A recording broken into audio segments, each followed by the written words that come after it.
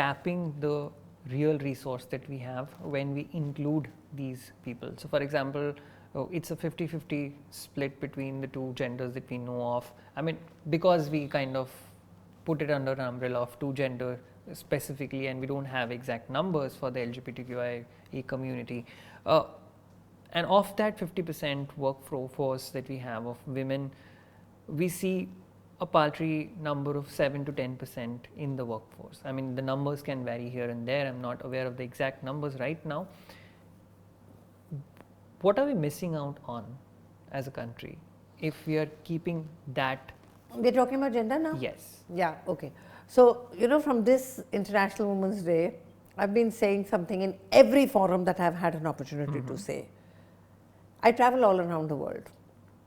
The ambition, the passion, the hard work, and the versatility that I see in Indian women, I say nowhere in the world. But the barriers to them are still so many that what I spoke about in the beginning, eventually exhaustion sets in. Correct. Then they ask me this question, Dr. Niru, is it even worth it? Okay, I'm going to go a step further. Because I do a large number of women journeys, so thousands of women in a year, which I'm interacting at one-to-one level. So the women's journey I do looks like this, that we have workshops, we have coaching calls, we have diagnostics, we have one exercise on limiting beliefs. That's the first exercise I do with them. Paul, you're going to be surprised at the anguish that comes out there. I'm not good enough. I'm not smart enough. I look bad. My relationships, I'll never be able to make good relationships.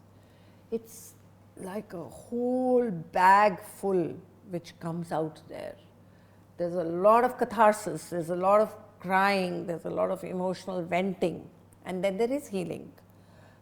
And then I tell them one thing, girls, this is not your baggage. This is the baggage of society. This is the baggage of patriarchy. Because often they think this is their weakness. Yeah. And then they become even more depressed about it. Why am I depressed? Why am I anxious? Why do I have such negative thoughts? Yeah. Even that becomes a pain point. Now tell me, if there is a big stone like this, these limiting beliefs tied to your feet, no matter how ambitious you are, how far will you be able to run? This needs to be addressed. Another big barrier that puts women at a back seat, it's not only the social norms, it's not accepting, acknowledging and respecting the woman's emotional system.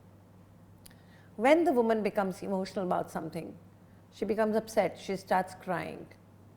People think this is weakness.